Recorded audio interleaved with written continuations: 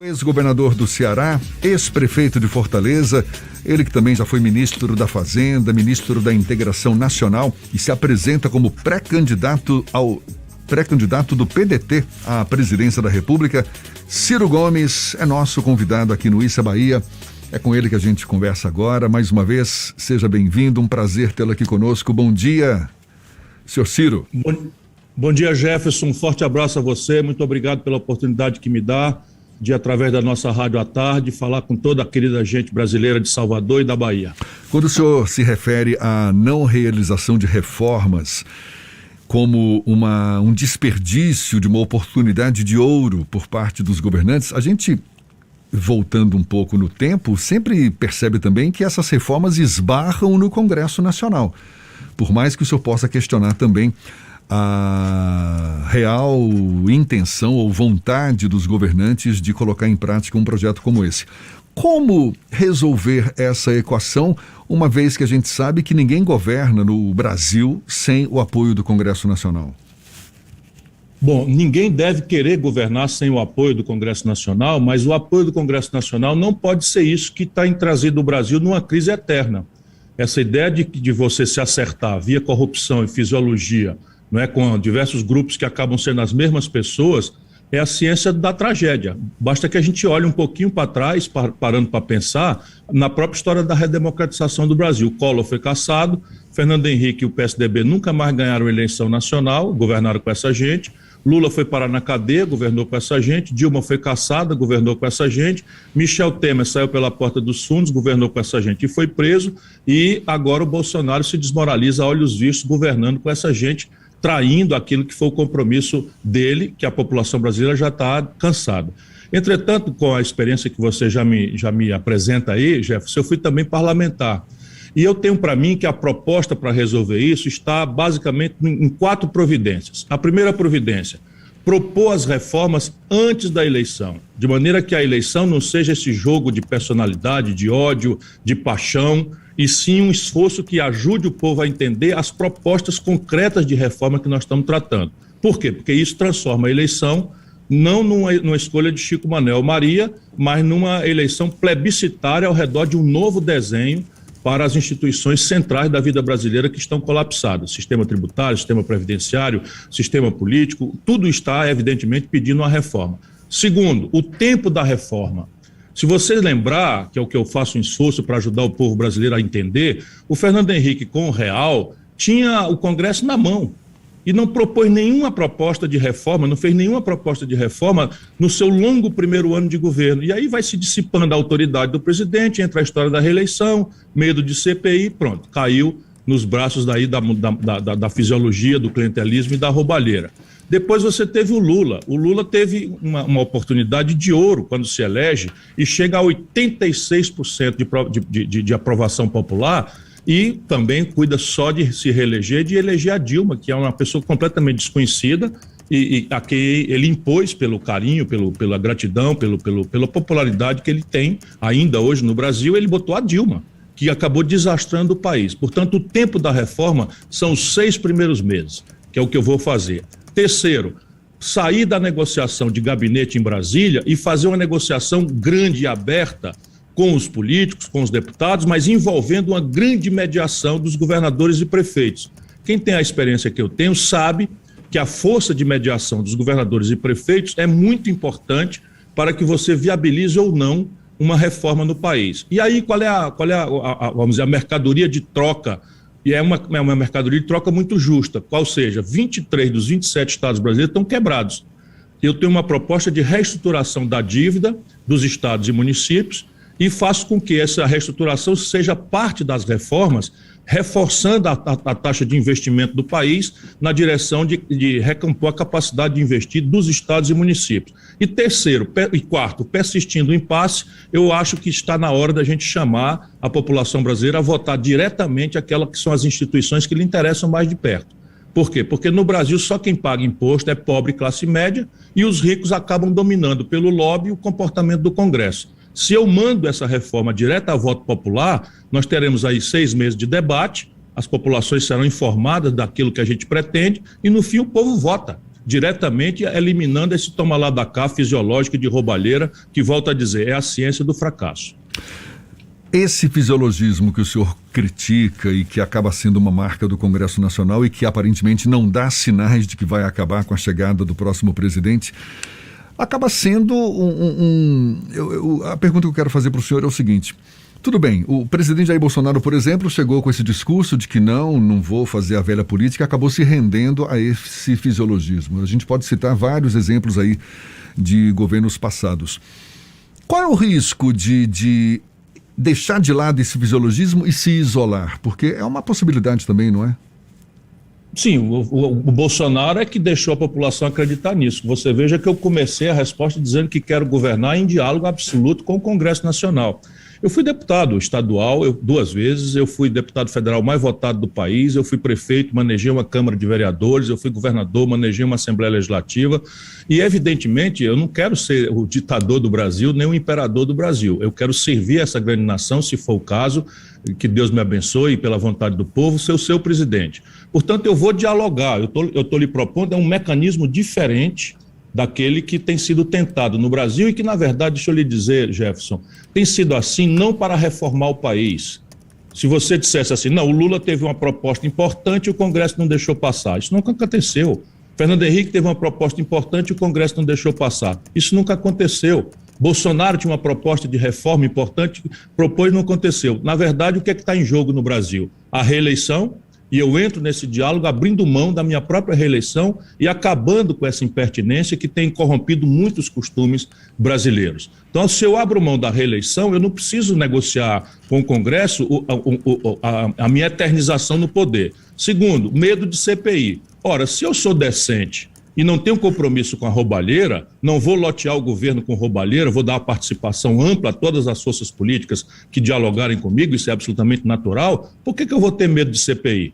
Todas as CPIs poderão ser feitas, enfim. Então, isolamento jamais, mas o diálogo tem que se dar dentro dos padrões de decência, porque senão nós caímos, volto a dizer, Lula preso, Michel Temer preso, Collor cassado, Dilma cassada, e isso é a ciência do fracasso. Esse modelo político morreu e está destruindo a própria confiança da população no sistema político. E se a gente desmoraliza a política, é a democracia que está correndo risco. Ciro, você tem uma preocupação muito forte com questões econômicas, talvez seja um dos candidatos mais preparados para debater esse tema durante o processo eleitoral de 2022, mas cita também uma demanda por uma reforma política, por uma reestruturação das próprias relações de poder aqui no Brasil.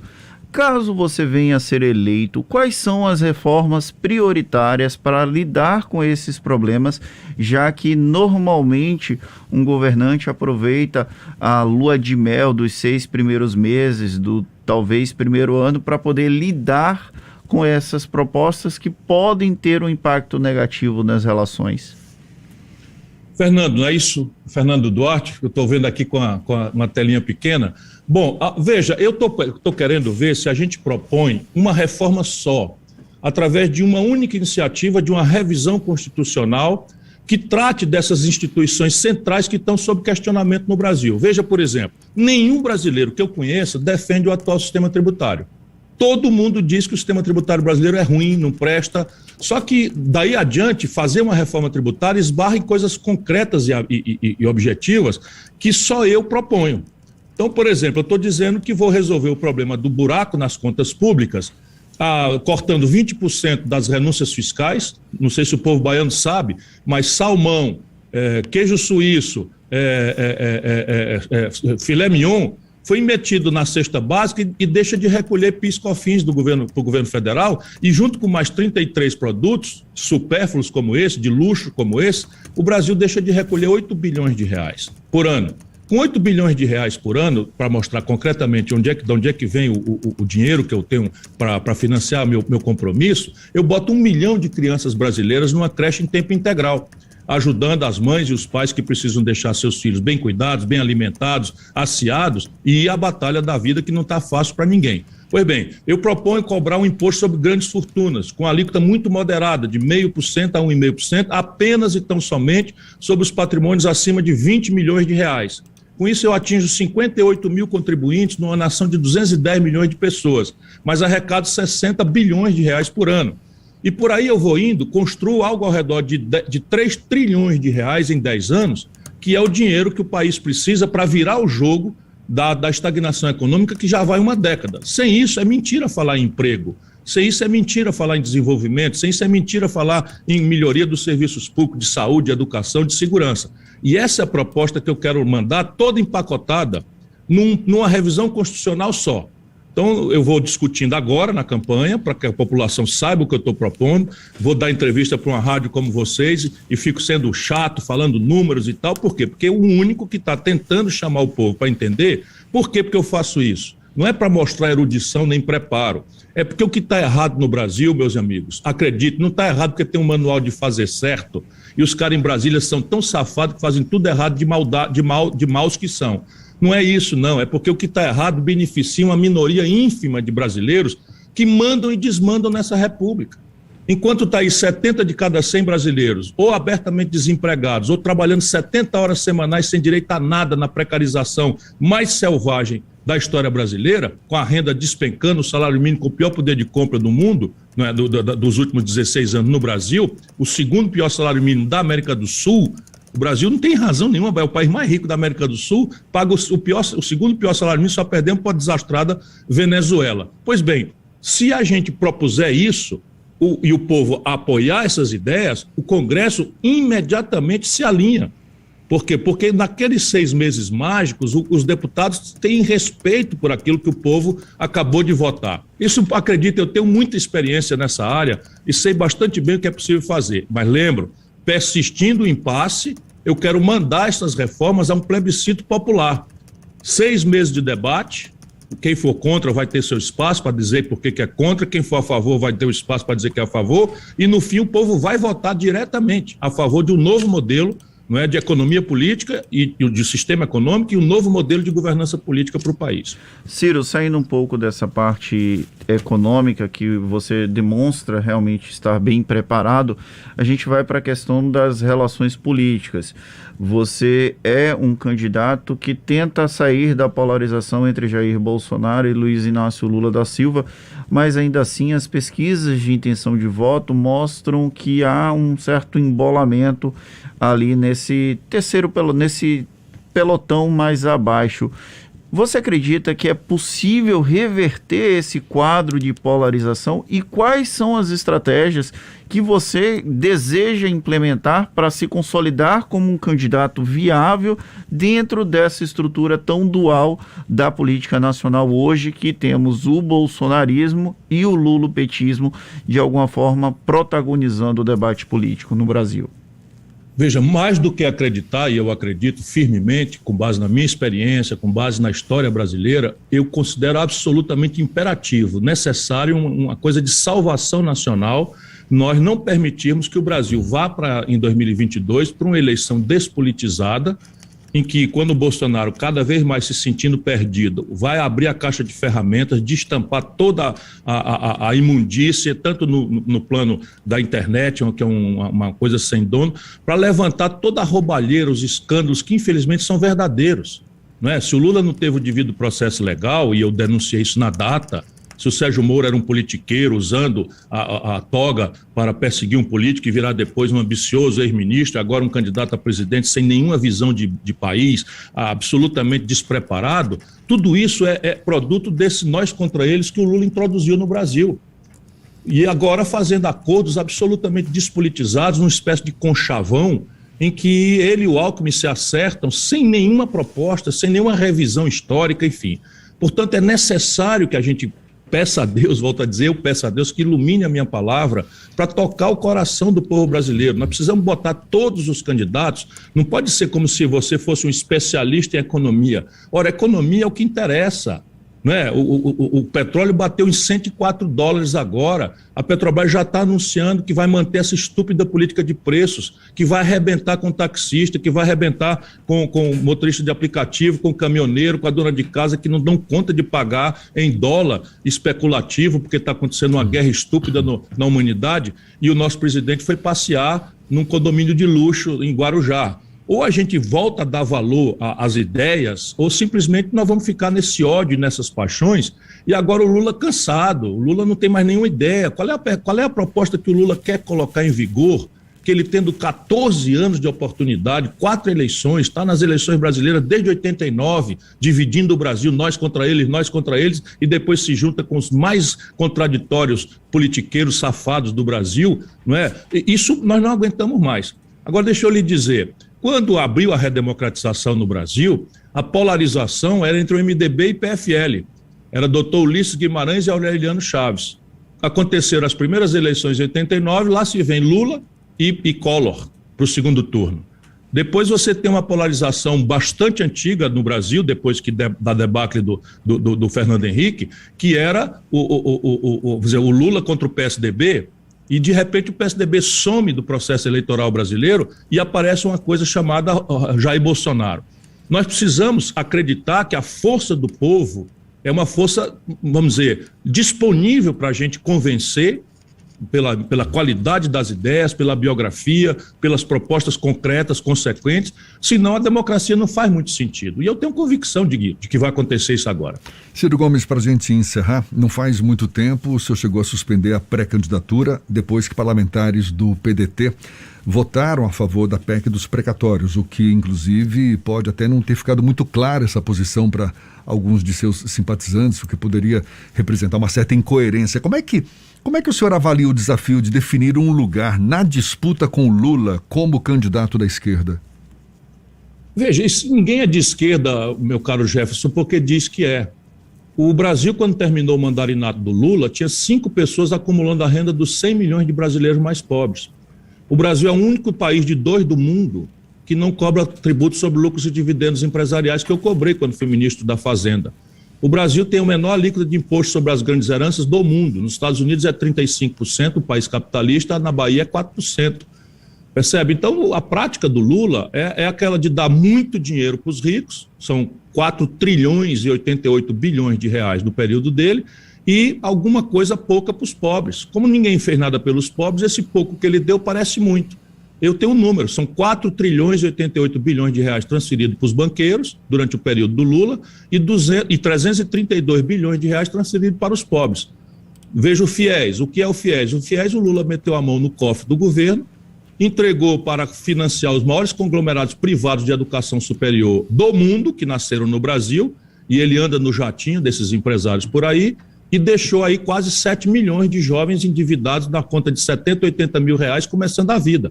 1 milhão e 400 mil deles já estão no SPC, começando a vida humilhados. Eu sustento comovidamente que o PT faz uma conversa da boca para fora de esquerda, mas governa claramente dentro do padrão neoliberal, cripto-reacionário e conservador, e destruiu o pensamento progressista do Brasil. Se você olhar, né, concretamente qual é a obra institucional que o PT fez em 4 mandatos, você só resta a tomada de 3 pinos. E eu pergunto com toda humildade, qual foi a mudança institucional que o Lula produziu no Brasil que o Bolsonaro não tenha destruído no seu primeiro ano?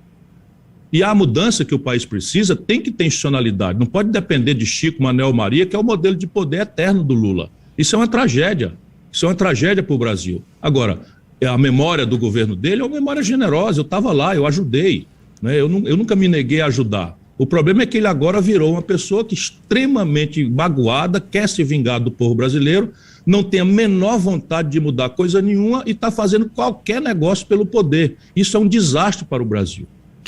Ciro Gomes, que é pré-candidato do PDT à presidência da República, ex-governador do Jefferson, Ceará. Deixa eu lhe fazer uma pergunta, me despedindo e agradecendo. Será que existiria o Bolsonaro se não fosse a brutal crise econômica e a crise moral de corrupção que o Lula produziu no Brasil?